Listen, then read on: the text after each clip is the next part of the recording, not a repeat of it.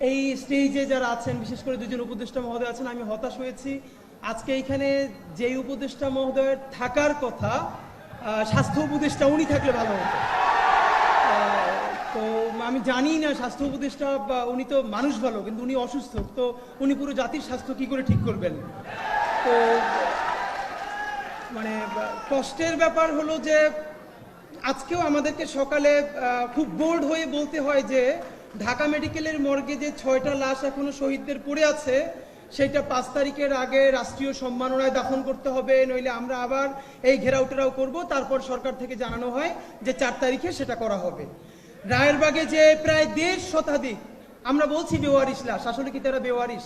এই শহীদদের বাবা আছে, মা আছে, ভাই আছে, বোন আছে। আমরা শতবার সেখানে গিয়ে বলেছি যে তাদেরকে তুলে ডিএনএ স্যাম্পলিং করে সারা বাংলাদেশে আহ্বান জানানো হোক। কোন বাবা, কোন মা, কোন সন্তান তার পরিবারের এই লোকটার জন্য তাকে আছে, তারা ডিএনএ স্যাম্পলিং করে অন্তত বুঝুক। আমরা একটা পরিবার এমন পেয়েছিলাম, জাহিদও ছিল, ওকে আমরা পরে নাম্বার দিয়েছিলাম তাকে ইন্টারভিউ করবার জন্য। আমরা ইনকিলাব মঞ্চ থেকে সর্বপ্রথম যখন সেইখানে বেওয়ারিশ লাশের ওখানে কবর জিয়ারত করতে যাই, তারপরে গিয়ে দেখি যে শহীদ মাহিন, ট্রাক চালক, 28 বছর বয়স, শহীদ মাহিনের মা আর তার স্ত্রী ছোট্ট একটা পাসপোর্ট সাইজের ছবি নিয়ে সব জায়গায় ঘুরছে। সর্বশেষ সে আঞ্জুমান মুফিদুল ইসলাম থেকে জেনেছে যে এই রায়েরবাগ যে কবরস্থান, সেখানে গণকবরের মধ্যে তার সন্তানের দাফন দেওয়া হয়েছে, কিন্তু তখন তার স্ত্রী সন্তান সম্ভবা। তো মাহিনের মা বলছে যে বাবা, আমি চাই যে আমার যে নাতিটা দুনিয়া আসবে, ও যেন ওর বাবার কবরের পাশে দাঁড়িয়ে কোনোদিন মনোজাত করতে পারে, আমার বাবা দেশের জন্য জান দিছিল। আমি তো জানি না আমার সন্তানের লাশ এখানে কোথায় আছে। তো এখন আজকে সরকার দেখলাম সম্ভবত বলেছে এই উদ্যোগ নিতে হবে। তো আমি বুঝি না যে আমরা এইরকম ছোট পেশার গ্রুপ, আমাদের ওয়েস্টের পিএইচডি নাই, এখন উপদেষ্টা পরিষদে যারা আছেন মাশাআল্লাহ অনেকের 2-3টে করেও পিএইচডি আছে। এত পিএইচডি দিয়ে কি হয় যে এই সাধারণ বুঝগুলো যদি না থাকে? তো এরপরেও এই সরকারকে বিশেষ করে যেটা ধন্যবাদ, এই যে জনতার সামনে বসিয়ে উপদেষ্টাদেরকে বলা যায় এবং তারা হাসি মুখে গ্রহণ করেন, অন্তত প্রচন্ড চিৎকার করলেও তারা কারেকশন নেন। এর মানে হলো জুলাইয়ের মধ্য দিয়ে এই যে নাগরিক প্রশ্ন করা শিখেছে, এই প্রশ্ন আমাদেরকে জারি রাখতেই হবে। এখানে বিএনপির প্রতিনিধি আছেন, অন্যান্য পার্টির সকল প্রতিনিধি আছেন, আপনাদেরকে বিনীত অনুরোধ করি, আপনারা যদি মনে করেন যে জুলাইয়ে ছেলে মেয়েদেরকে নামিয়েছেন, হাসিনা পালিয়ে গেছে, ক্ষমতা এবার আপনাদের হাতে এসেছে, এখন আর এই বাচ্চাদেরকে কথা বলতে দেওয়া যাবে না বা হবে না, এই চিন্তা যদি করেন, আল্লাহর ওয়াস্তে তওবা করেন।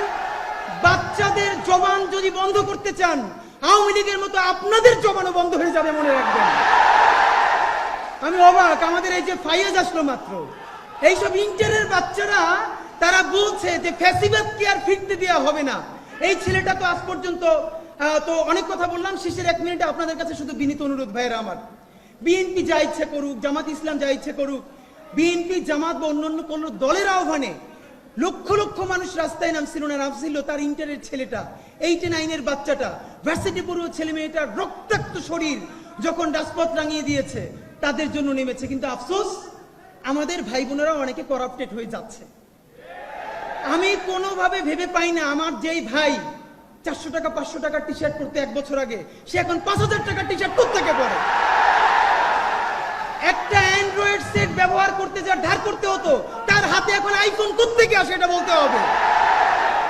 সুতরাং বিএনপি যদি চাঁদাবাজি করে, জামাত যদি করে, তাদের বিরুদ্ধে আমরা বলবো। এর মানে এই না এই জুলাইকে যদি কেউ বিক্রি করে দিয়া নতুন বাইক কেনে, আইফোন চালায়, ফ্ল্যাট কেনে, তারে আমরা ছাইড়ে দেওয়ার মালিকানা দেই না।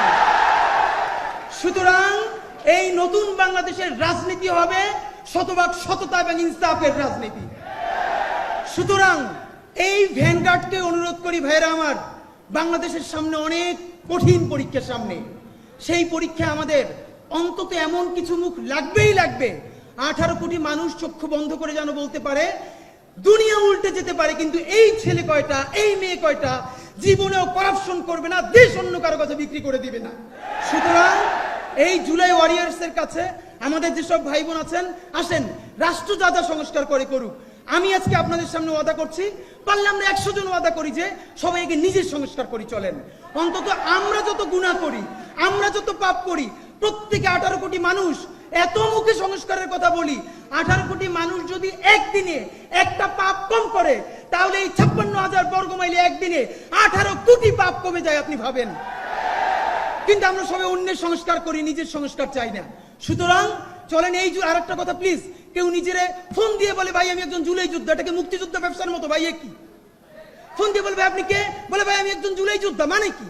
কোন জুলাই যোদ্ধার মধ্যে এইসব বলা চলবে না।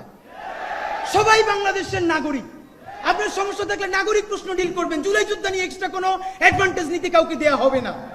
সুতরাং যেই জুলাই শুরু হয়েছিল, ভবিষ্যতের ইনসাফের বাংলাদেশ বিনির্মিত হওয়ার আগ পর্যন্ত আমাদের জান পরাণ দিয়ে হলেও সেই জুলাই চলছে, সেই জুলাই চলবে। বাংলাদেশ জিন্দাবাদ, ইনকিলাব জিন্দাবাদ।